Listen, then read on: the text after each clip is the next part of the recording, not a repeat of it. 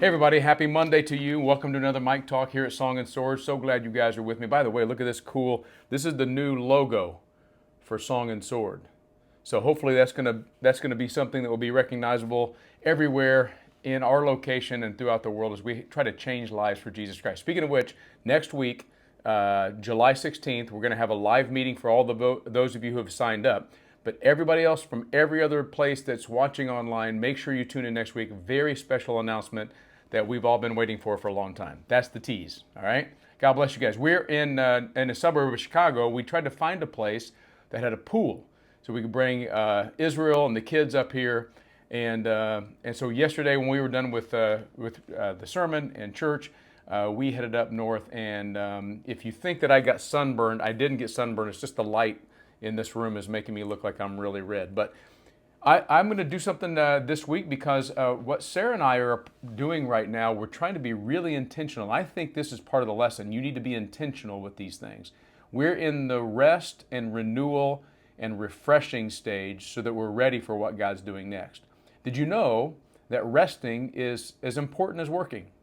In fact, God's built it into the rhythm of our life. And I'm going to go for the next week or so, I'm going to talk about resting and renewal and becoming refreshed so that you can do the work that God's called you to do. It's part of being a human being. And it starts in the very beginning. Genesis chapter 1, you know, God spends 6 days saying, and God said, and he spoke, and things happened, creation happened. But then we get to the second chapter, and I think this is a really important teaching for us to start with when we talk about rest. Thus the heavens, chapter 2 of Genesis, verse 1, thus the heavens and the earth were finished, and all the host of them.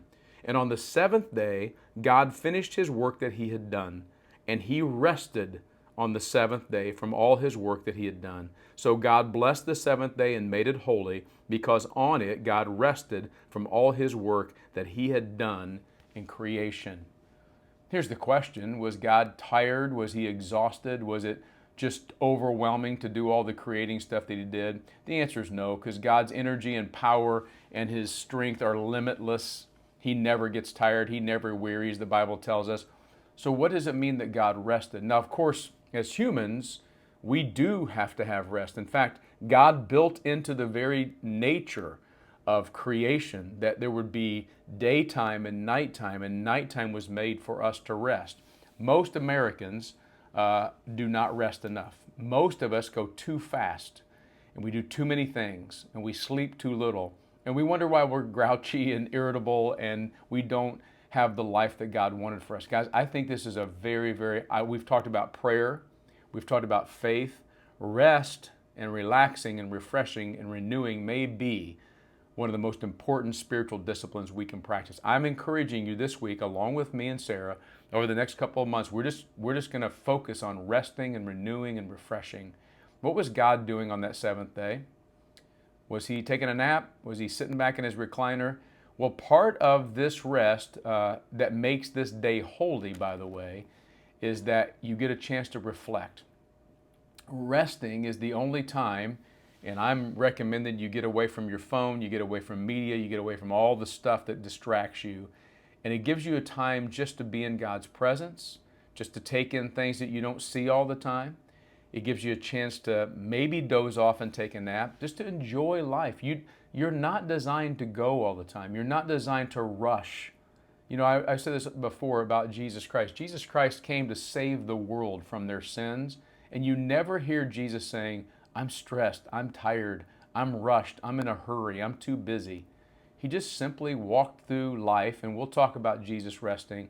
But it's enough for me to start this Monday off with this. I know it's Monday. Go get them. Get your to-do list done. Do all the errands you got to do. Start the to-do list at work and get it going. Here's what I want to encourage you. Find some rest today. Find some rest this week. Find a chance to slow down.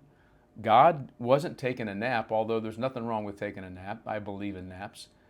God rested because he wanted to refresh not only not his soul and his mind like we would, but he just wanted to step back and reflect, refresh, and go, let's just take it in.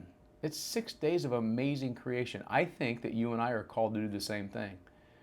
That's why this day is holy. It's a holy day because when you stop doing all the stuff, when you stop running, going, treadmill of life, then you can slow down enough and go, oh, there is a God and He has a plan. And I don't have to rush around because He's got this whole thing under control. I am learning along with you this week to rest. I hope you join me the rest of the week. I hope you have a restful Monday. Do your work, but then make sure you take some time to relax and let God speak to you in those down times. God bless you guys. Hope you have a great Monday. I'm going to the pool. See you later.